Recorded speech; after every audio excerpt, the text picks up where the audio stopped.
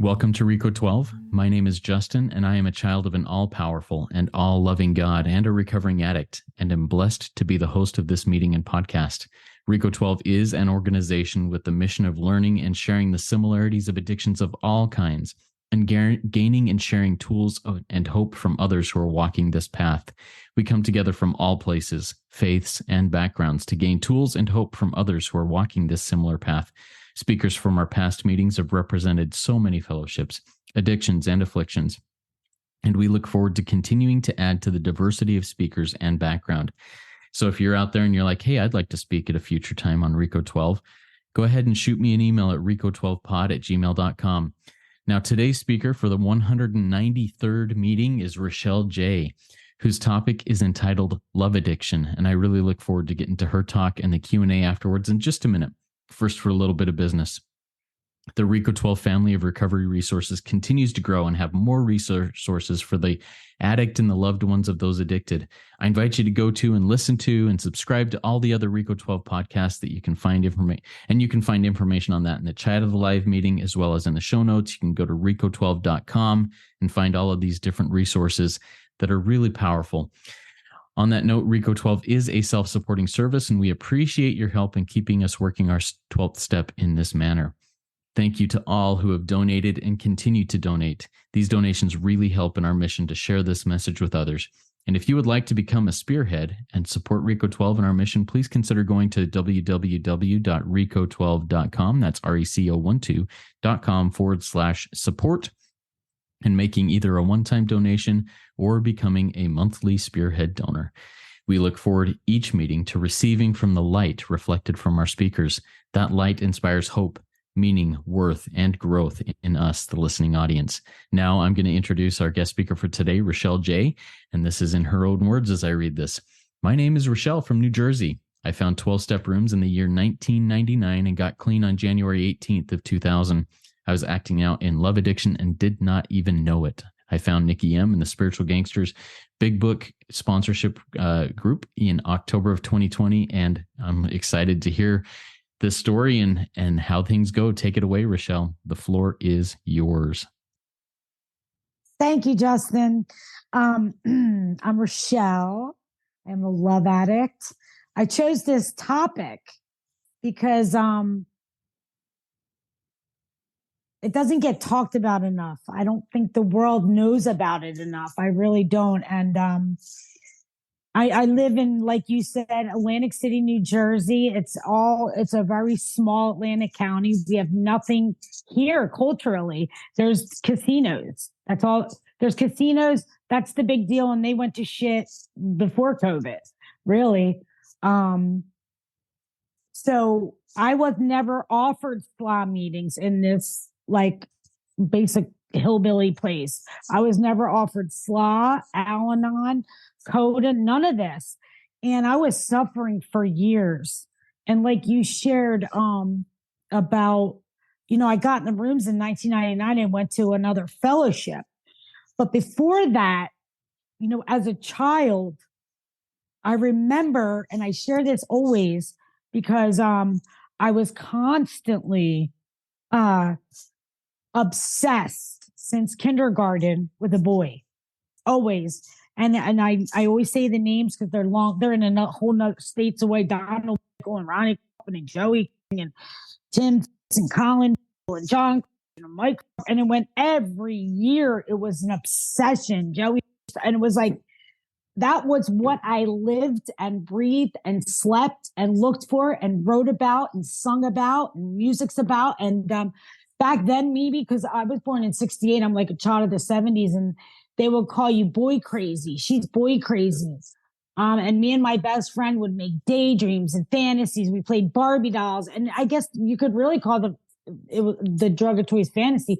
And we played Barbies up until 8th grade just to have a whole fantasy life, to escape reality, and to escape the reality of my home and the violence in my home.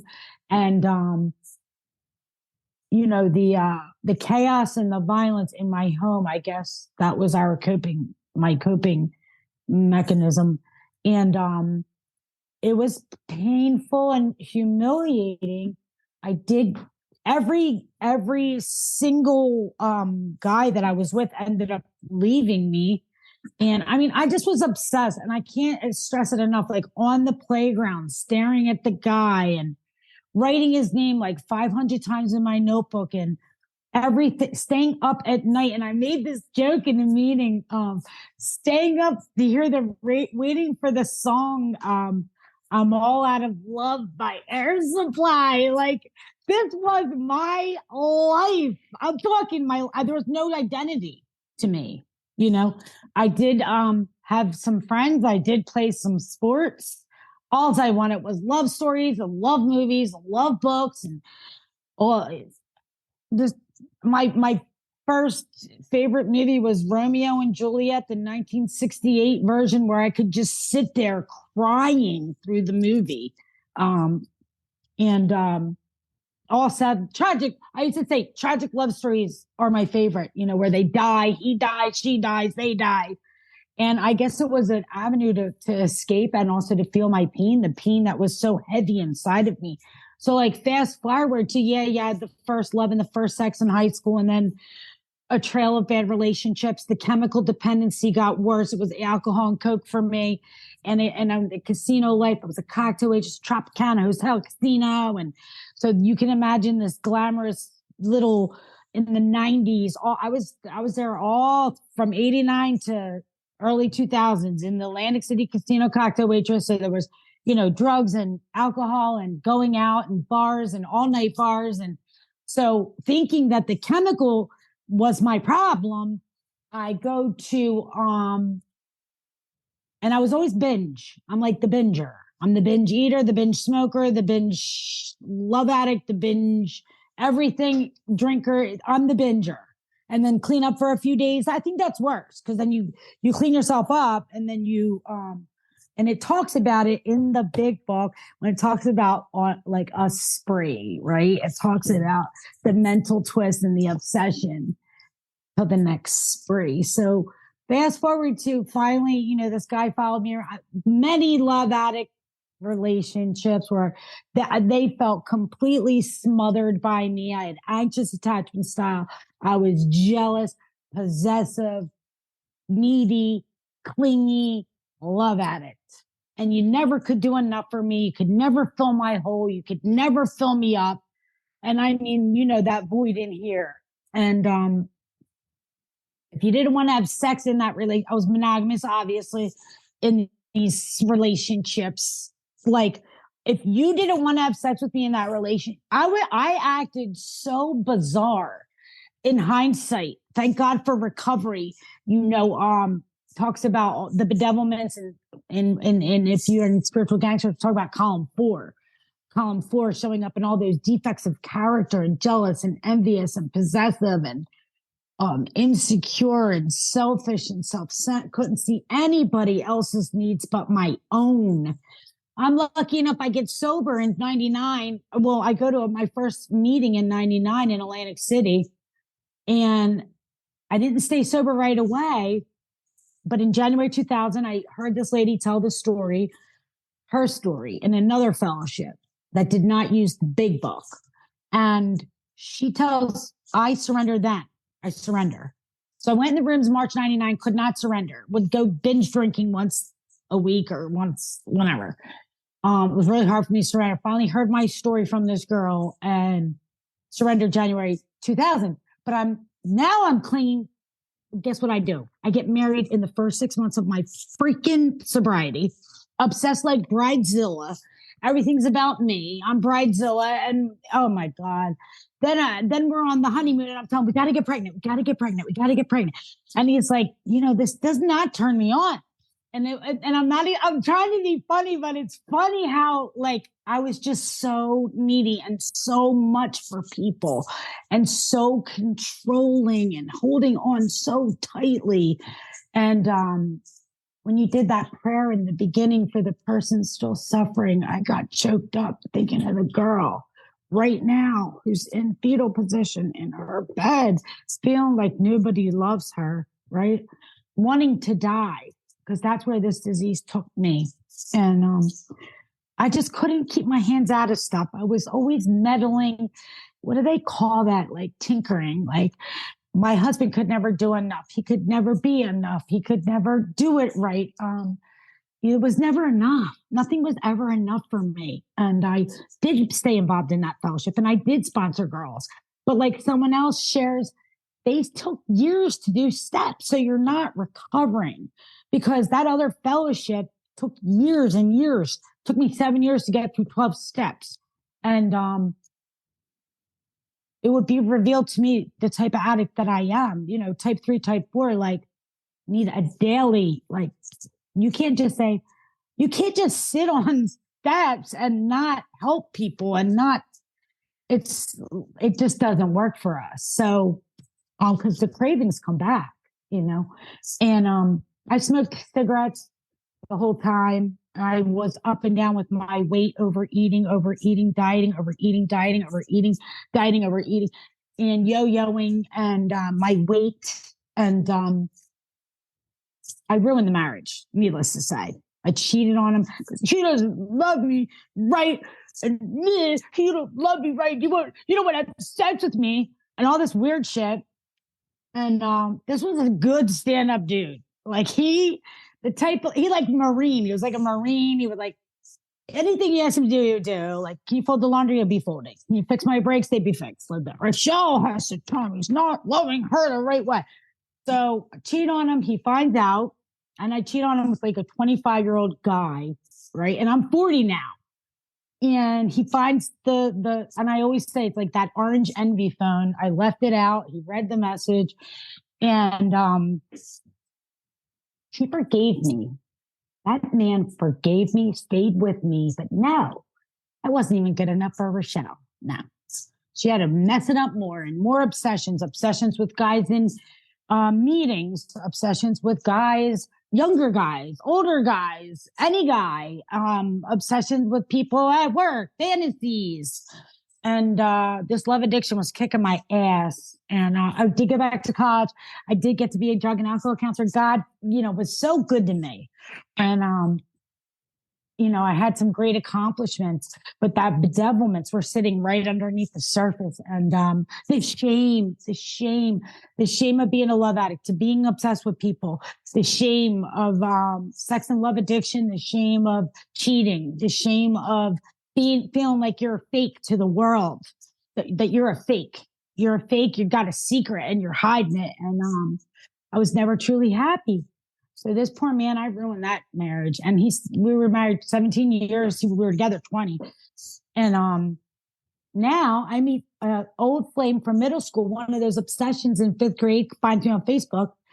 And Michael finds me. And now I'm going to end the marriage. You're gone. You're out. Michael in. Now, mind you, we have 2 beautiful children of his that are 14 and 16. But it's all about me. And he's got to go because, I need my sex and love addiction. So this guy must have been a love addict like me. He lived in Philly. I lived down here. He emails, texts, every 2 hours, text, songs, send each other YouTubes, songs, poems, letters. It was on until he relapsed. So he relapsed on heroin. Then it was the chase of me trying to get him help. Because I'm a drug and alcohol counselor. So I'm now trying to talk him into getting into detox and chasing him and crying and the pain and the butterflies and I'm sick because he's sick and I don't know it's withdrawal. And now I'm not getting, the love now because he went back to his original drug of choice. And I'm sick in my bed now. I'm in fetal position, sick right along with him. Now I finally get him on the detox and I have my phone on me waiting all day for him to call me, like all day, like addicted to this person, full on addiction, and the shame of his addiction and the shame of where it took him and me. And what am I doing? At that time, I'm 18 years clean, sober. I've been a drug and alcohol counselor for, I guess at that time, 7 or 8 years. And look what I'm doing. I'm chasing a heroin addict into detox and carrying and I ended a marriage with a stand-up guy for this whole thing. And these poor kids. Do you think I thought of these poor kids at all, that they lost their dad and their mom's nuts? No, it was all about me. Poor me. So what happens? He comes out of detox. I pick him up with happy Valentine's cards and flowers. Yee, you completed detox. You know, that wasn't going to work for the guy. It was like a month before he relapsed again. And then he spent months using it. I'm chasing, and this goes on. So I get him into treatment up in some Allentown, Pennsylvania, which is like 5 hours away. And he's there. Guess what I do? We write every day. I write him a letter every day, and he writes me a letter every day for 30 days that he's there. Okay. 30 days, every day I write him a letter. Such love addiction. You know, the feeling, the spree of the romance now that he's in treatment. And then I start obsessing that he's cheating on me in treatment. He's obsessing. I'm so grateful to be speaking here today, where this takes you, that like the degradation. I'm assuming he's cheating on me in treatment now. That's like the thinking. And I pick him up from treatment, and it's like, you know, I get him a job at a treatment facility here as a chef. And everything now that I look back is self-driven, selfish, and self-seeking. That's my motive, and that's causing my troubles, but I don't think so. And everything was self-driven, but I thought I was doing it for him because I wanted him near me. I want him down here. I don't want him in Philly. So I got him a job here, and you welcome out my house and all this stuff. And October 19th, 2018, he went to Philly to his uncle's, and he died of an overdose in his bed at his uncle's house, and he died. And I was in shock. I was in withdrawal. It was exactly 1 year we were together. I was in shock, withdrawal, grief, loss, and I wanted to die. And I walked around telling everybody I didn't care, that I want to die. To my children, in front of my children, I want to die. And I'm chain smoking cigarettes. I look like a crazy person. I'm wearing his clothes full on, and his necklace and his clothes, and I'm chain smoking. And Michael's here, and I'm like talking to Michael, and I'm talking to birds, and that Michael sent the birds and all this, and I'm chain smoking. But they gave me time off of work, but then I have to go back to work, and I can be normal for 8 hours, and I can help other people and come home and be crazy in my bed wanting to die. My ex-husband came by, and he was supportive, and he said, listen, you got to snap the fuck out of this, right? You got to snap out of this. You got a shrine going on. You're acting nutty. And, how dare he? How dare you? How dare you say that to me? But like my energy got real fucking low, and I knew I was attracting weird people. I cut everybody off from that other fellowship. And then I said that they didn't care about me, and they weren't there for me. And I keep praying to God to send somebody. God, you got to send somebody. God, I want to be close to you like I used to be, but I really think you should send somebody, God. So he does. I go to work in Atlantic City at the treatment center. He sends an old flame from damn high school down the alley.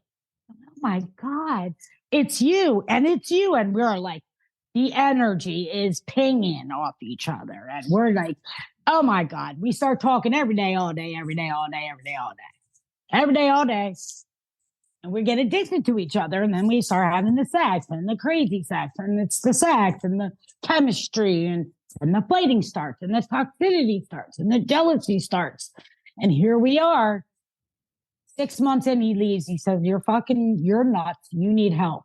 And I'm like, you are just a player, and you're just playing and using me, and you're a jerk, and you're not there for me. And he said, go get help. And then he came and went. And that summer, I said to myself, I was at my computer in Atlantic City at work, and I had a treatment facility I worked in. I said to myself, I know there's something wrong now, because I have no self-esteem. Every time he ends it, I feel like I want to die and kill myself. Physically, I feel sick. I'm holding on, and I became submissive when I'm really a nutty. I'm not submissive. I'm not like that type of personality. And I let this man control me, because he came and went so many times that now I'm just constantly afraid he's going to leave again. So I'm lost myself, completely lost me. There was no trace in me because I was so afraid to lose him that I was just not me anymore. And I knew it. I felt abused. I felt badgered, and I felt abused and badgered and old. And I was 50. And I started to look old and badgered, and I felt it. I was letting him badger and abuse. I was allowing this, but he didn't have no respect because all the abandonment issue was so intense that I really felt like I was going to die every time he left, and then he'd come back, and then he'd leave and come back. And every time he'd do it, I'd be like, no, no, no, no, no, no, no, no. And he'd end it again. And I finally remembered Alanis Morissette. I said, damn it, I've been burying this. I was at work. It's probably God. I remember Alanis Morissette speaking on Oprah Winfrey about love addiction. And I just buried that thought, and I buried it. She was on Oprah Winfrey on the master class or something talking about love addiction. And I just remember it. And I feel so much shame. I don't want to bad talk him because then no one will like him and I want him back. And I go and Google Alanis Morissette, and there it is. And it lets you know about SLA meetings now. So I'm like, oh shit. Cause like I told you in the beginning of this podcast, we don't have anything like that around here where I live, this South Jersey. We have no CODA. We have no SLA. We have no Al-Anon. We don't have anything, but we do have NA and AA, and that's just about it. And I get on the SLA meetings, and somehow I found Nikki and the spiritual gangsters. And I said, oh my God, these are my people. Like, I did not have to feel ashamed anymore. Like, all their stories are my stories. Or like the love addiction, the wanting to die, the withdrawal. I had a name for everything now. Like I didn't know. I was so obsessed and so afraid in my past that I kept the secret of the shame. And I was so, that's my dog. I hope he's not interrupting us. Come here, pup.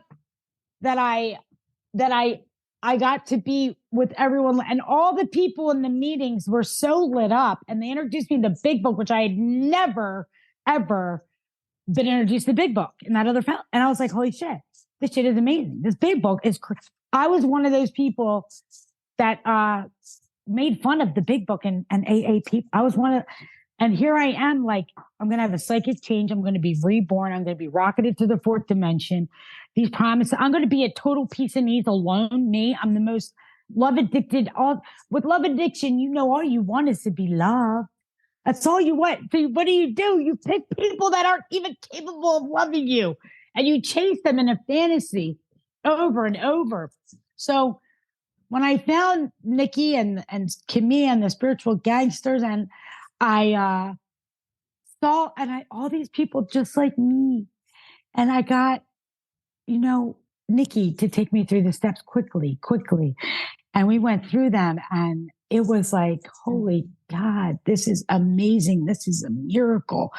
And very, like, getting through the steps, sponsoring, and understanding to trust God, clean house, and help others, understanding love and tolerance is our code, understanding like the sick man's prayer, understanding like wake up every morning happy and grateful to be alive, willing to serve, expecting nothing in return. Get the fuck out of yourself. Get the fuck out of yourself. Like, stop thinking. It's in your, stop thinking. And it was like, this is amazing. And so I changed my routine.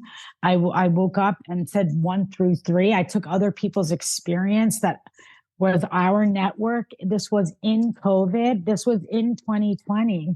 This was Zoom, Big Book, awake, alive. Like, it was like on fire.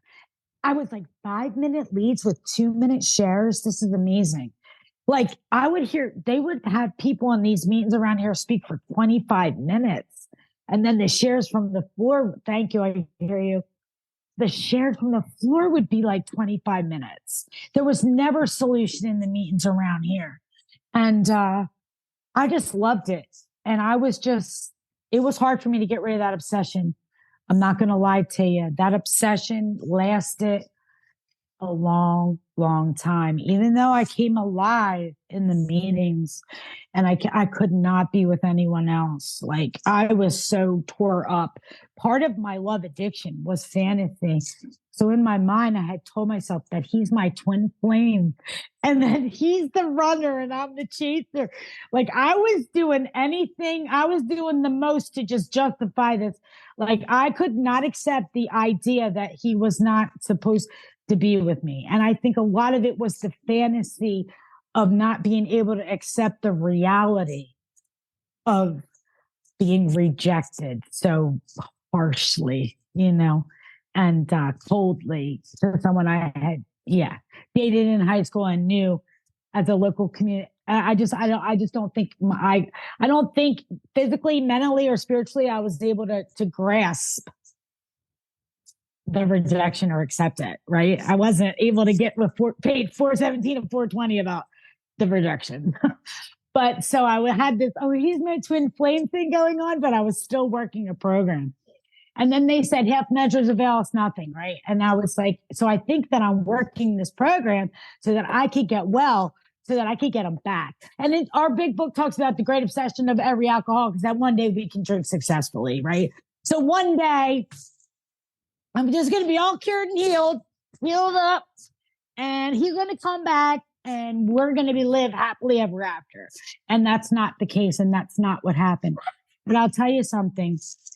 Through the spiritual journey, being on this, sponsoring women, I printed out like this workbook, being taken through this workbook that was designed by Cameron, that he made it so simple for us to get through the log and loser list to where this disease took me, where it takes us, to have it mapped out for us in a step 4 that column 1, 2, 3, 4, and 5, to be told that I want to be in column 5. I want to be happy, joyous, and free.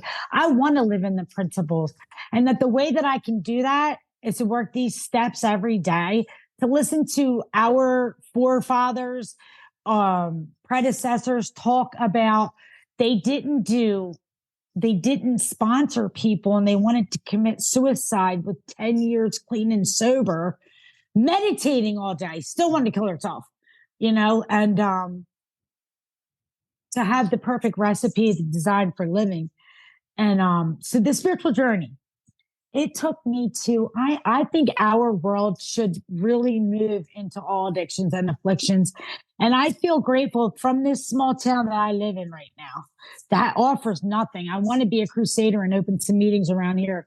I'm not sure how to do that yet, but I could be on the Zoom anywhere in the world. So I got to experience when I finally got rid of the obsession, I put the sex and love addiction down.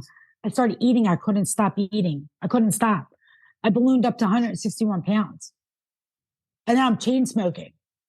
So I decided to visit other fellowships, man. I went into OA. That was fucking awesome.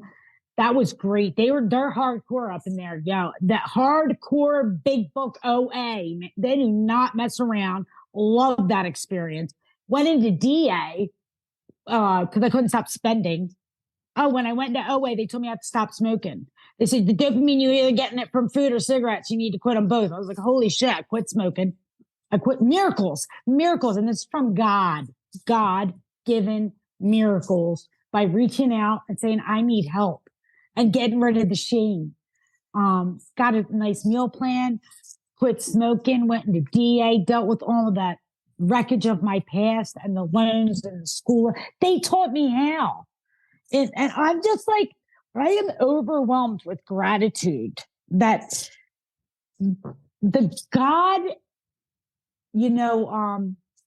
that relationship with God, the relationship with my higher power, I've been single 3 years. I can be at total peace and ease being alone.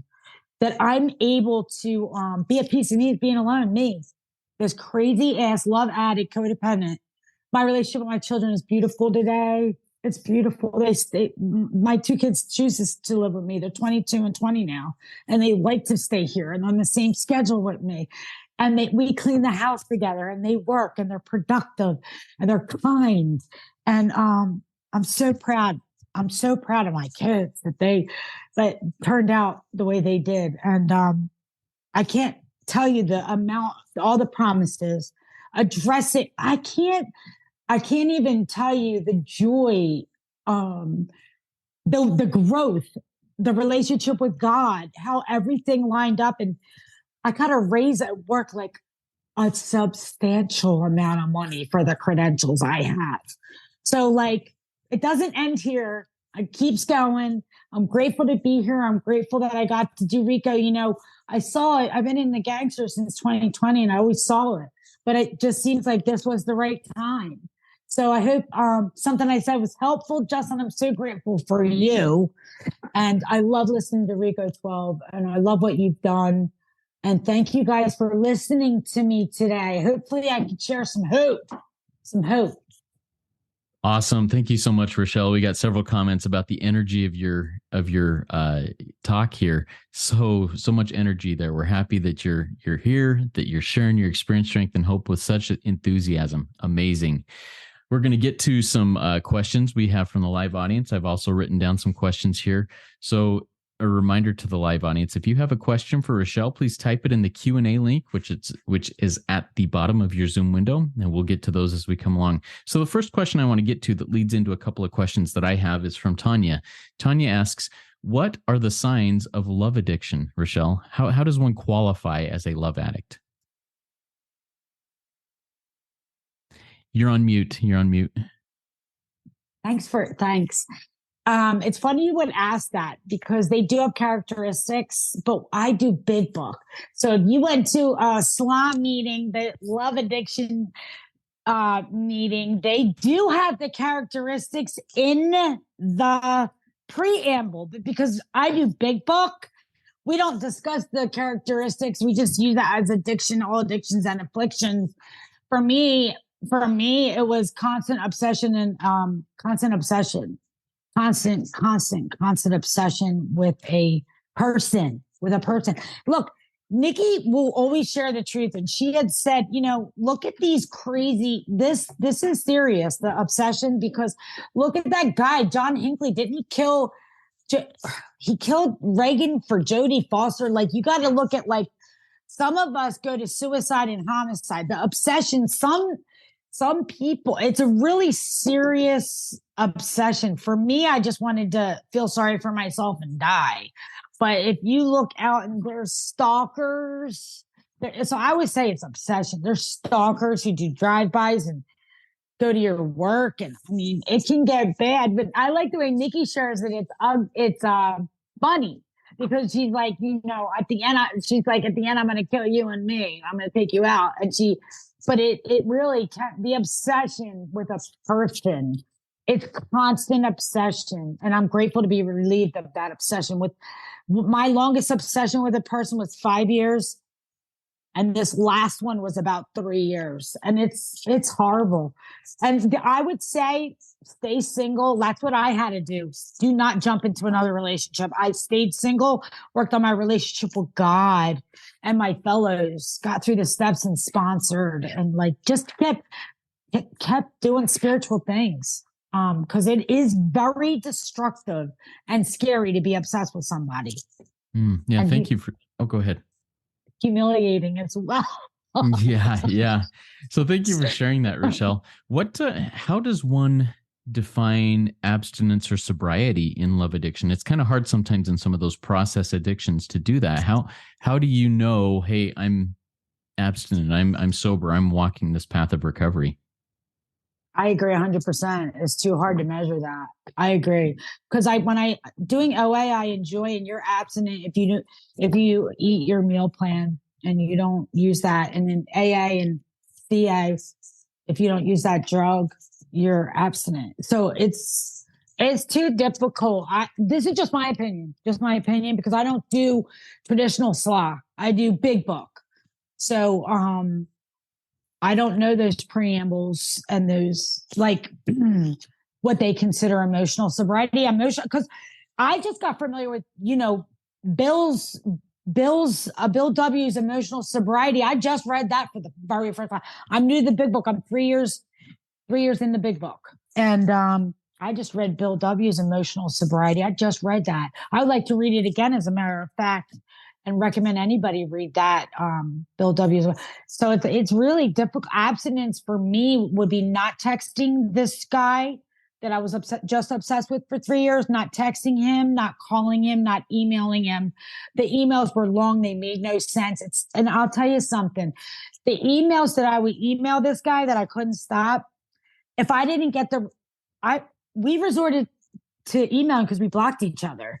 So then we would email each other. And then how sick is that? And then if I didn't get the response I wanted, I'd be angry. So I'd be nice. And then I'd go evil and nice and evil and nice. And you look crazy. I want to curse. Like that. You look crazy, bitch. You're saying, I love you. And because you didn't say I love you back, you're saying, you're a fucking scumbag dirtball. And then you're being nice. It's crazy. It's crazy. Took unmanageable insanity with emails, text. That would, for me, that would be abstinent in love addiction, is not being acting out with texts and emails and phone calls and drive-bys. If I had some obsession pop up with someone at work, I could share about it with a friend or someone in recovery. But thank God that obsession has been lifted for me. I have a better relationship with myself now and my children. Yeah, thank you for sharing that, Richelle. All right, this next question is from Sarah. Richelle, I love how you share about your transformation. Please tell us more about the difference between being selfish as a love addict and serving selflessly as a recovered addict. Share some examples of those miracles. Like, it makes me teared up, cry, because the selfishness that you don't see, that we read earlier in this session. Selfishness and self-seeking is the root of our troubles. We must be rid of it or it kills us. We must, or it kills us. And I had tunnel vision, and I could only see how you were talking to me, and that's why the love addicted people told me to go over to Coda. You go, honey, you need to go over to Coda, because I took everything personal. That's the main core of this self-centeredness. I took everything personal. It was all about me. You ignored me. You didn't say hi to me. You're talking to me wrong. You treat me bad. It's all me, me, me, me. So why I get teared up to come out of that and to have empathy, because of course I had empathy for somebody who had cancer, and of course I had empathy for a lost puppy dog and a hurting kitten and my children when they're sick. But like, just walking in your life to have empathy for the world, for the person that's so grouchy, for the front desk girl that's so mean to me every day, and to the client and say, I didn't walk a day in her shoes. I didn't walk a day in hers. I don't know what she's been through. I don't even know what she might have been through this morning, right? What if her husband left her this morning? What if her child does that? I don't know. But like, perhaps she's sick. How can I be helpful?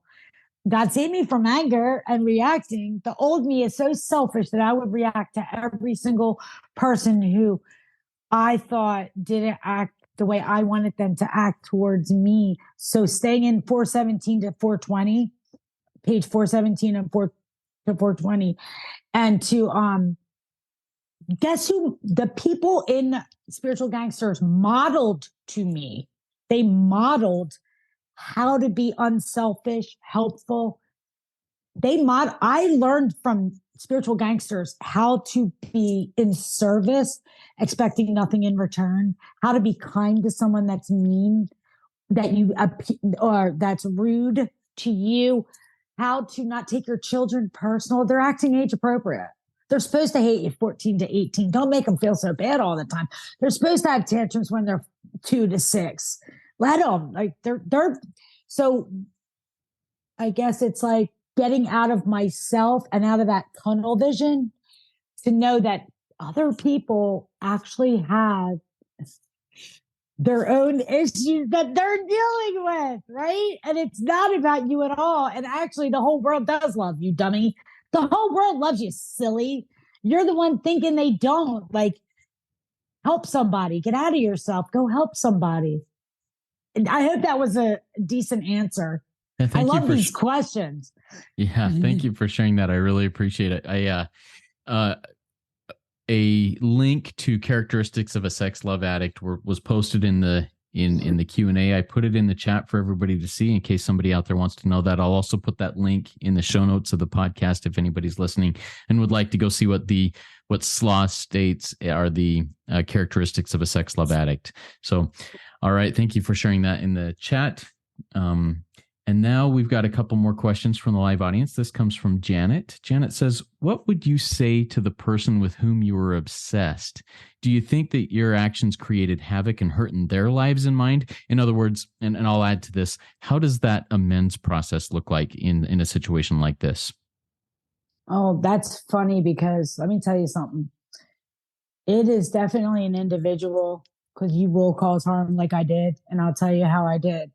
I was so obsessed with this person. There's two people that I had horrible obsessions with. And this last one that brought me to my knees, this obsession. So my motives were to get him back. So I didn't know it. So we think because we're still in disease that we're having this awakening. And really, a lot of times you're just experiencing another high, another dopamine shot. I learned that later. So I was getting dopamine from the food, the cigarettes, and anything that had to do with him. And I learned this later. I didn't know it at the time. So what I did, oh God, I go because I want to make an amends. I barely run it by my sponsor briefly. I come to realize I was showing up in column 4. She makes, which is all the defects. She makes jokes with me that I love. Yeah, if you were my boyfriend or girlfriend, you're showing up in column 4, I'd cheat on you too. So I start realizing I'm so crazy. He said I was crazy and that I'm crazy. And now I want to make an amends. But you guys, let's be real. I wanted him back. I told you that. I really wanted him back. This was 2021. I wanted him back. So I go to make this amends thinking I have this spiritual awakening. I kind of run it by the sponsor. And I'm thinking, because he has recovery, he has his own recovery. So I go pay for his membership at the gym because he paid for his niece and nephew's membership and his. So I think that's a nice amends. And I know what he liked to eat, so I made that. So I get the thing he likes to eat, and I go to the gym and pay his membership, which was only $30 as a gift because he paid for his. So the guy at the gym never even gave him the food, and then I'm sitting there with expectations in a meeting. It was nuts. Like I wanted him back. I thought I was doing something nice, but it was really just getting a dopamine hit off, getting the stuff. If this makes sense to any love addicts or out there, I was getting dopamine from buying the food, from paying the membership. So it was still about me. Mind you, in the back of my mind, it wasn't pure. It didn't pass the self-will test because I still wanted him back. So I think that leaving them alone was what my sponsor told me later. Because I'm mad the guy at Jim never gave him the meal and I'm in expectation. So I recommend listening to whatever your sponsor tells you because I badgered that man with those emails. And I started calling him evil and all these things. And because I couldn't accept reality. And I did cause harm. You're right. And my amends was still about me. So in the end, my sponsor told me the best amends I could make was leave him the fuck alone. Leave him alone would be the best amends I could make to that man. Thank you. Yeah, thanks for sharing that. That's pretty intense. I appreciate that. So next question comes from Sal from our live audience. Sal says, "Hi, thanks for your lead. At the core of my addictions, I feel the need to be as close to the edge as possible." Dangerous place to be. I added that in there. Did your recovery improve or get worse depending on people, places, or things that are edgy or intense that are close to that edge? What are your thoughts on that, Richelle? Yeah. Just take this last cigarette. I'm 55 years old. I'm chain smoking cigarettes. It not only does it cost money, it's a health hazard. Secondhand smoke to my children and anyone who lives near me, who comes near me. I'm risking lung cancer. I'm 55 years old. I've been chain smoking since I'm 12. Like, listen to my voice and like, and everyone's telling me to quit for the past 2 years. I'm fuck you. Don't fucking tell me to quit. And yeah, this addiction got me through death of Michael, withdrawal, abandonment, a divorce, death, loss. I never picked up drugs or alcohol. I'm taking the cigarettes all the way, man. I'm going to be 86 smoking in my, and like, I start getting scared. I start getting real scared. My father-in-law got lung cancer. My mother-in-law, my uncle, two of my other uncles on both sides. And I start getting scared. I'm like, you're really taking this cigarette thing. You're really, and any addiction. I mean, it's degrading. Sex addiction, love addiction, food addiction is all degrading. In the end, I was eating McDonald's and Burger King in my car alone. I didn't want to share it with my kids, and I couldn't wait to get home. And I love anyone who I've heard share this too. Like they got done the sex and love addiction was shameful, so then they start the food addiction or the cigarette addiction or the coffee addiction, and it just like revolves all around, and it's all hazardous. It's all life threatening and edgy. And I hope that was helpful. Justin, yeah. What was the bottom line to that question? So did your recovery improve or get worse if you got close to the edge, getting close to the edge on some of these things? Improved. At the end of my road, my recovery improved because I'm not sure I'm understanding fully the question. Yeah, so I'm gonna share a little bit from my perspective on this, if you don't mind, Richelle. So for me, in my own addictive behaviors and in my own addictions, anytime I go to the edge, to look over the edge, I'm going to the edge with the hopes that, hey, maybe somebody will push me over. Maybe I'll slip and fall and go right back into that addiction. I personally set my boundaries like feet away from the edge. It's like a protective wall or at the edge of the Grand Canyon that's back a few feet from the edge to keep me from getting there, because I'm going to want to jump if I get to the edge, because it's just so close and so enticing to get back into those easy, quick dopamine hits that can come so quick and so easy. So I need to get my dopamine hits through doing service to others by sharing the message rather than by playing with the edge of my addiction. So that's my thought on that. Do you have any comments on that, Richelle? No, I don't. I hear you. It's just like, I'm so grateful that I didn't have legal trouble. And I think it's by the grace of God, because what you think to do and what you don't end up doing. Thank God. Like when Nikki shares, because she was just the person who I emulated when I got here. When she shared that she thought about renting a car, running him over, and then killing herself. And it's like the thoughts that I had about killing somebody, running somebody over, shooting them for hurting me, the amount of pain that you're in, or just showing up at their job. That's what I think of as the edge, like taking pills to kill you. That's how I think of it. And I'm just grateful that I didn't go over the edge and that I felt certifiable. But thank God I didn't go over the edge, and thank God that I didn't get myself in any legal trouble. Yeah, thank you for sharing that, Richelle. All right, I've got another question here, and if anybody else has a last-minute question they'd like to put in the chat or in the Q&A link, go ahead and do so now. We'll start wrapping up here in the next few minutes.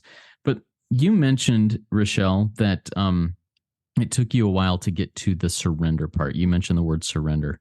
I want to ask you, what does surrender look like to you today? What does that process or concept look like to you? Pretty simple. I love how one of our fellows defined it. I can't let go. I need to be let go of. And that's about it for me. I cannot let go. I need to be let go of, period. And that's in those relationships. And that's whereas I got this hardcore sponsor who was rough and tough in the OA who told me it's not going to work unless you quit cigarettes. And I wanted the food program, and if I'm willing to go to any lengths and I'm willing to do whatever she says, I'm willing to get rid of the cigarettes. Because she told me, you're not considered abstinent smoking all them cigarettes and chewing all that gum. You're just not in OA. And that could be individualized for each person with their sponsor. But I have to be told, period. It's terrible because I really need consequences to be yelled at. I needed Nikki M in my life. I need her to say, shut the fuck up, put your big girl panties on, stop bitching about mommy and daddy. You're 52 years old. I needed that. And I needed this OA sponsor to tell me you cannot smoke all them cigarettes and be considered abstinent in a food program. Sorry. And I was like, holy shit. I need that. I need the hardcore, because I'll justify and rationalize the middle of the road and half measures, and I'll justify all that in my mind, Yeah. Thank you for sharing that. And I appreciate that a lot, Richelle. So next question, I'm going to take 2 questions or 3 questions, merge them into one kind of. These are from Sarah O. Do you sponsor today? And if so, how does sponsoring others help you stay sober in your love addiction? And how many people do you sponsor? Oh, it's so beautiful. It's so beautiful. Right now I sponsor 2 girls in SLA. And I do the same thing. I send them over to Love Addiction. Some people that we sponsor in SLA, if you're sponsoring in SLA, since today's topic is love addiction, but I believe, all addictions and afflictions. But if you're sponsoring in SLA, you're going to sponsor some people that are married that actually act out in their marriage. And they have the gift of desperation, as we all did, that ask for help because they don't want to live with that anymore. The guilt and the shame. And, so what I find beautiful and helpful, I stick to this. I stick to this, Cameron's workbook. I stick to that. That's how I sponsor people. I have it in a binder. I'm so grateful. I finally put it in a binder. It's all mocked up. And it's a beautiful process. Cameron made this simple for us to go through this workbook with our clients. This column 4 is circle that says that's how you were showing up to life. Would you cheat on you? Would you want you as a business partner? Would you want you as a friend showing up in column 4 with all the jealousy, false pride, insecurity, fear, jealousy, greedy, all that? And it's I love waking people up through this process the way I was woken up. I love that I can talk to women who are acting out in SLA addiction and are married and get to save their marriage, and they can slide over to our coda, right? And learn to let people be who they are, let people love how they love, let people answer how they want, have the feelings they want, go to the places they want, we took hostages. If you're a love addict or you're coda, whatever, you took hostages. And the gift of sponsoring, which I have 2 right now in SLA, and the gift is watching them improve their relationships and their relationship with God, of course. But watching them live improve their relationships with their kids and their spouses and their parents, that's beautiful. That's beautiful to watch. That's the gift. Yeah, that is beautiful. I love watching the changes happen in people that I work with too. Thank you for sharing that, Richelle. Before we start closing up, do you have any final words of wisdom to share with us? Trust God, clean house, help others. Love it. Perfect words of wisdom. All right. We're going to jump into the closing here, and then we'll go and have you do the step 7 prayer at the end here in just a minute. Thanks, Richelle. That was a great RECO12 weekly speaker meeting. If any of you out there in the listening audience, whether live or on the podcast, have questions, please consider joining our WhatsApp community by sending an email to RECO12pod@gmail.com. and join in that community to ask questions that may come up, answer other questions that may come up. If you're inspired and want to share something of your insights in a 12-step type share, please consider going to RECO12 Shares SpeakPipe link. I'll put that in the show notes and in the chat here in just a minute, and record a 3 to 4 minute share there. If you've not yet rated and reviewed this podcast or any of the other RECO12 podcasts in Apple Podcasts, please consider going to do so now. It's a great way to work step 12 and sharing this message with more people out there who are dying and need the solution. Next week, we have Terry S. coming back, who spoke to it with us a couple of years ago. His topic this time around will be bought out and spent, recovery from compulsive shopping and spending. And I'm excited to hear from this and from him on this. I look forward to it. Don't miss any of the other RECO12 resources that will be released over the next week. And now let's launch off into the rest of our day with the 7th step prayer that Richelle is going to say for us. My Creator, I am now my Creator, I am now willing that you should have all of me, good and bad. I pray that you now remove from me every single defect of character which stands in the way of my usefulness to you and my fellows. Grant me strength as I got from here to do your bidding. Amen. Amen. Thank you, Richelle. Remember, guys, keep coming back. Let's trudge this happy road of destiny together. Work it. You are worth it.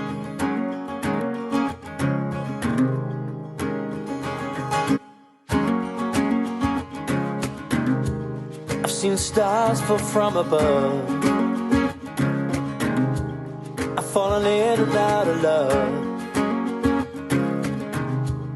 I've been high and I've been low. Now I know I just can't do this on my own. I've seen a boy become a man. He got lost without a plan. He's so far away from home. Now I know I just can't do this on my own. Your arms surrounding me. Your touch is grounding me. No longer searching for purpose all alone. 'Cause now I know that I just can't do this on my own.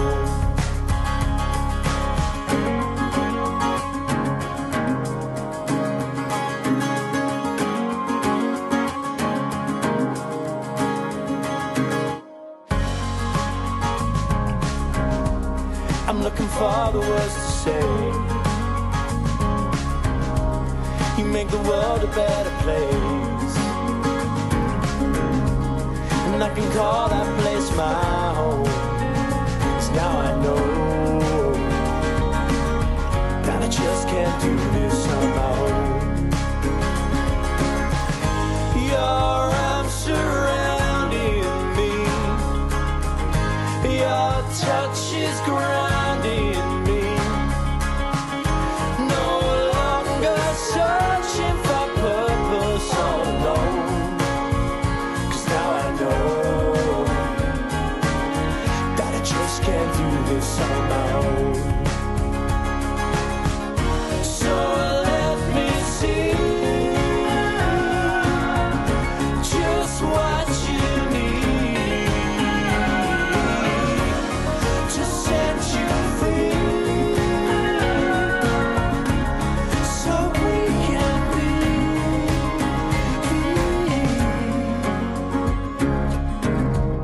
I saw stars fall from above.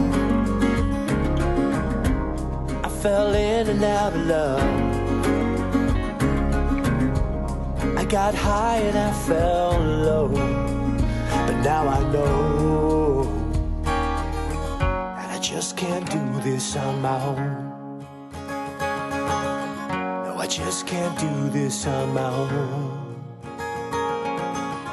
I just can't do this on my own.